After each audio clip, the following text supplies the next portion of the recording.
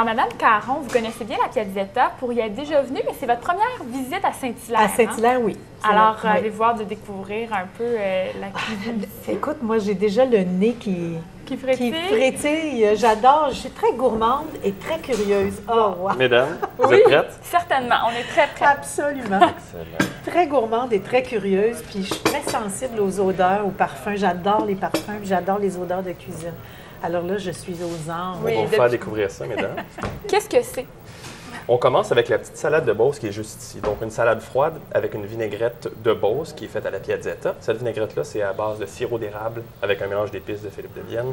Ça fait un produit qui est splendide avec les pacanes, cheddar, céleri. On met le petit jambon de Westphalie qui est un jambon qui est fumé. C'est frais, ça se mange bien, c'est très, très bon. Dans vos plats principaux, on a 2 petites pizzas au homard. Fait que vous faites une petite formule tapas aujourd'hui. Donc, pizza au homard, vous avez une petite salsa verdée. Qui est une salsa de tomate italienne verte. On a aussi des gros morceaux de homard. On a un fromage à la crème, des petites asperges, de la coriandre, du parmesan. Très, très frais, ça fait été. Ça, c'est 2 nouveautés. On l'a seulement pendant l'été. Puis à l'automne, on a notre pizza aux 7 champignons qui revient. Donc, on l'a seulement pendant la saison du homard. Puis en accompagnement, je vous ai mis un petit roulé crevettes saumon. Petit roulé avec vraiment des vrais morceaux de saumon fumé, poivrons rouges, des asperges.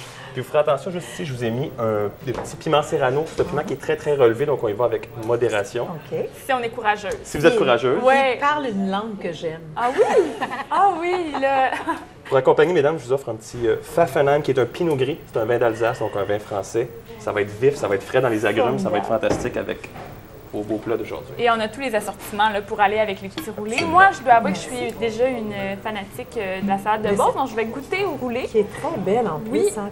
Je dois dire que les pacanes, de toutes les noix sèches, c'est vraiment ma préférée. Ah oui, alors on a bien J'adore tombé. ça, les pacanes. Et je tiens à dire qu'on ne fait pas de quiz alimentaire avant. On y va avec le goût du jour et puis ça donne dans vos cordes. Hein. Ça, c'est quand même un bon signe. Totalement, totalement. Mesdames, je vous souhaite un bon appétit. Je vous lève mon verre. Oui, Plaisir. certainement. Ça fait plaisir. Merci, mesdames. Merci beaucoup. Santé. Merci. Qu'est-ce qu'on pourrait vous souhaiter là, pour la prochaine année? Que Has-Been soit un roman remarqué. Un succès. Faites-vous beaucoup oui, absolument. Faites-vous beaucoup de tournées du livre? Est-ce que vous allez... Bien, sans rencontrer doute. du public? Oui, parce que quand les livres sortent, c'est sûr qu'on va dans les salons. Là. Ça dépend toujours du moment où il sort. On ne sait pas dans quel salon on va aller en premier. Mais c'est sûr que je vais me promener. Et j'adore ça. Oui. J'adore ça. Aller dans les salons du livre et parler avec les lecteurs, là, c'est passionnant. C'est plaisir. Et Ouais. d'ailleurs, vous êtes très agréable à parler aussi. Donc, Merci. non, mais c'est Ça, vrai. ça, je ne l'ai pas appris. C'est venu tout seul. Ah oui, et ça, en tant que grande communicatrice. Alors, je peux commencer alors. hein? Certainement. Ah. Et moi, je me lance avec les petits roulés que je regarde. Alors, depuis je quelques vais d'abord instants. avec la pizza. Tout ça, c'est des choses que j'aime. hein. Oui? Oui, moi, j'adore les épices.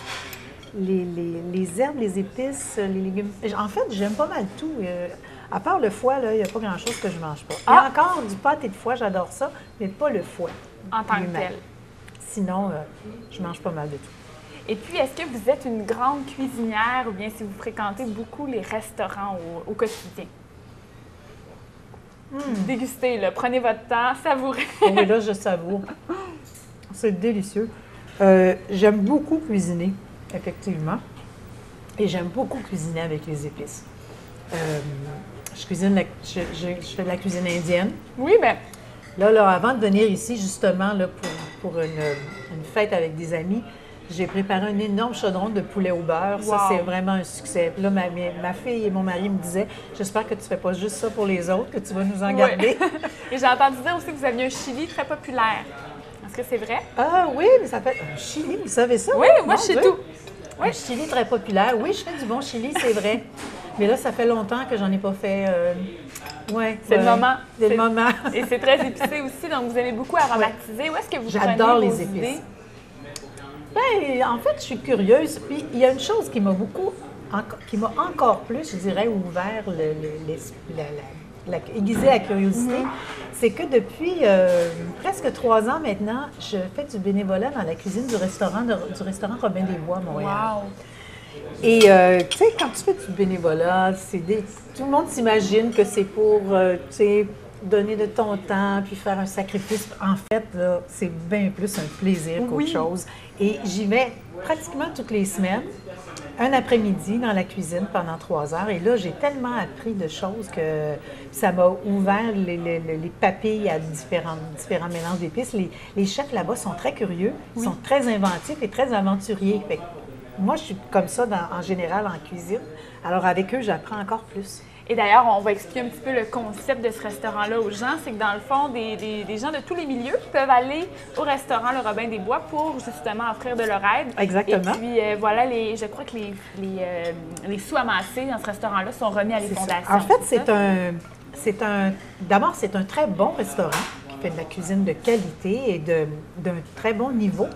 Et tous les profits vont à, je pense que c'est 5 œuvres. 5 organismes, entre autres le Refuge des jeunes chez Doris, le Chaînon, Moisson Montréal. En tout cas, tous les profits chaque année sont divisés entre 5 organismes, ce qui fait que pour pouvoir ramasser de l'argent, parce qu'il y a quand même du personnel qui est payé, du personnel permanent, mais les gens qui servent en salle et les cuistots qui aident en cuisine sont des bénévoles. OK. Et pour le faire, on n'a pas besoin de s'engager à long terme ou quoi que ce soit. On va dans le site Internet du restaurant, on s'inscrit comme bénévole et on va dans la grille horaire et on se choisit un moment pour y aller. C'est aussi simple que ça. Wow! Puis c'est formidable. J'adore ça. Ça fait 2 ans et demi que j'y vais. Et vous aimez aussi beaucoup rassembler la famille autour de plats, oui, absolument. de repas. Qu'est-ce que vous cuisinez là, quand vous voulez rassembler tout le monde? Quand on veut rassembler, en fait, pas seulement la famille, mais les amis, là, quand on veut faire un événement, on fait un couscous. Wow! C'était d'abord mon mari qui le faisait. Et puis maintenant, on se partage vraiment le travail, chacun de son côté. Moi, je m'occupe des viandes, c'est-à-dire épaules d'agneau braisées aux épices, merguez, poulet, boulettes de viande, en tout cas. Et lui s'occupe de la semoule, du bouillon, des légumes. Mais là, ça, quand on annonce qu'on fait un couscous à la maison, en général, c'est pas mal la folie. Et on a presque une liste d'attente d'invités. Alors, la prochaine fois, on vient manger chez vous. Exactement. Et puis, tu vois, par exemple, quand on fait un couscous, il en reste toujours beaucoup, même si on est 10, 12, 15. On a déjà fait des couscous pour 20 personnes, puis il en restait encore. Puis tout le monde mangeait 2, 3 assiettes. Wow. On en fait beaucoup. Mais j'ai une liste d'attente pour les restes. Venir manger les restes. Et je figure dessus. Et puis là, bon, on mange ici, la spécialité, c'est bien sûr la pizza. Si on faisait là, une pizza spécialement pour vous, quelle est la recette parfaite? Ça, c'est très difficile parce que j'adore la pizza, mais j'aime beaucoup les croûtes minces. C'est une des raisons pour lesquelles j'aime manger ici. Oui. J'adore la croûte mince et j'aime beaucoup les pizzas qui sont faites avec des produits frais, des légumes frais, des herbes fraîches, du persil, de la coriandre, du basilic sur une pizza, du fromage de chèvre frais, j'adore ça. Ça, ce serait dans mes cordes pas mal, mais j'aime beaucoup la pancetta, j'aime beaucoup les viandes, les charcuteries italiennes, tout ça. Oui, d'ailleurs, ici, autour de la salade, on en a une... Que j'ai pas goûté encore aussi. Ah là là, je la déguste pour vous. On a beaucoup de travail, effectivement, énormément de travail. Et d'ailleurs, on peut poursuivre après l'émission, il n'y a pas de problème. Mais je n'ai pas terminé avec vous pour le moment, parce que vous avez déjà dit que de se publier soi-même, ça prenait une dose de cran, de témérité et même de culot. Que je n'ai pas. Oui, exactement, mais pardon. Pourquoi trouvez-vous que c'est une qualité qui est importante pour se publier? Bien, quand tu écris déjà, je parlais de la pudeur tout à l'heure. Déjà, tu fais tomber de la pudeur, mais il en reste toujours. Et puis, ce serait difficile de se vendre soi-même. C'est une des choses que je fais le moins bien dans la vie, ça. Vraiment, alors, me vendre moi-même, là. C'est pas quelque chose que vous aimeriez faire? Non, non. Puis, je pense que quand tu trouves un éditeur qui est prêt à publier, c'est déjà un signe de confiance qui est tellement énorme que ça t'encourage et ça te dit « Ah, bien, il y a quelqu'un qui est prêt à parier sur moi, c'est extraordinaire. Alors, pourquoi se priver de ça? » Tu sais, dans le fond. Et vous avez la chance, justement, d'être suivi par de très bonnes équipes depuis le début aussi de votre carrière. C'est une chance, ça, pour vous? Est-ce que vous avez toujours un peu peur? Oui, c'est une chance. Puis tu sais jamais si ça va continuer. J'ai publié mes 4 premiers livres avec Libre Expression. J'ai été bien entourée, ça a été formidable. Là, je publie dans une petite maison d'édition qui s'appelle Les Éditeurs Réunis, qui lance une collection de polars. OK. Et c'est agréable. Et puis, c'est ça, tu te sens supporté. Tu sens qu'il y a quelqu'un qui est là pour toi, pour mettre ton travail en valeur. C'est très précieux, je trouve. Eh bien, aujourd'hui, nous, on voulait mettre en valeur votre futur livre, Has-Been, et on compte se le procurer en librairie dès sa sortie. Tenez-nous au courant. Avec plaisir. Oui. Et puis, d'ici là, ben, je vous laisse manger. Je pense qu'on en a jusqu'à la sortie du livre. Effectivement. Merci beaucoup, Mme Caron. Émilie. C'est très bon.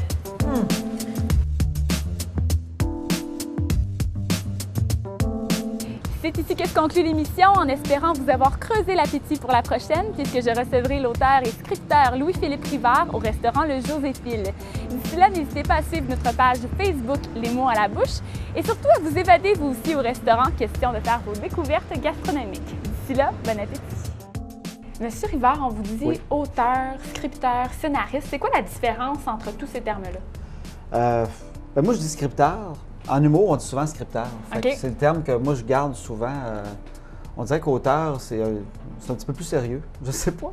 Mais scripteur, c'est une job. C'est comme on fait tellement d'affaires qu'on met tout. Scripteur, il fait plein d'affaires. Il fait des gags, il fait des concepts. Moi, j'ai déjà fait de la pub, on écrit des talk shows. Des fois, on écrit des sitcoms. Auteur, il n'écrira pas des talk shows. Il ne trouvera pas du concept d'émission, souvent. Fait que je le vois comme ça, l'auteur. C'est quelqu'un qui écrit du dialogue. Puis vous, vous aspirez pas à écrire des romans un jour? Non, je ne serais pas bon. Sérieusement, c'est ça la différence, peut-être scripteur puis auteur, c'est que moi, je serais incapable. J'ai pas l'amour des mots. OK. J'ai pas. Les mots à la bouche, ils brisent tout le concept. Ouais, non. Non, mais j'aimerais ça, mais j'écris pas bien. Bizarrement, j'ai pas une belle plume. Je suis un gars de concept, puis je vais écrire du dialogue, je vais écrire comment le monde parle. OK. Puis vu que c'est de l'humour, souvent, j'ai plus le talent comment soigner une phrase qu'elle soit drôle. que bien donner écrit. de l'élan, dans le fond. Oui, fait que si tu écoutes l'émission que j'ai écrite, tu vas trouver que c'est bien correct, mais si tu lis un roman que j'ai écrit, tu vas trouver que c'est assez mauvais, je pense. Bon, oui. Et vous avez déjà dit que l'humour, c'était la chose la plus difficile à écrire, et pourtant, c'est ce que vous faites tous les jours. Pourquoi? Premièrement, pourquoi est-ce que c'est difficile à écrire de l'humour? Bien, ce que je sais qui est dur, en tout cas, je ne connais pas le dramatique, mais ce qui est dur, c'est que chaque phrase, à tous les 2 lignes, il faut que tu t'arrêtes pour voir à punch-tu. Oui. Tu peux pas avoir une swing, un moment de partir, puis faire une page, puis elle est parfaite. T'sais. On fait un gag, là, il va durer 10 minutes. Sérieusement, c'est bien rare que je tape plus que 2 minutes en ligne. T'sais, parce que là, ma ligne est faite, puis là, je la relis, je change un mot, je la ratisse, je tasse un mot de barre. T'sais. Fait que c'est juste que c'est ligne après ligne, c'est peut-être ça qui est long, dans le fond.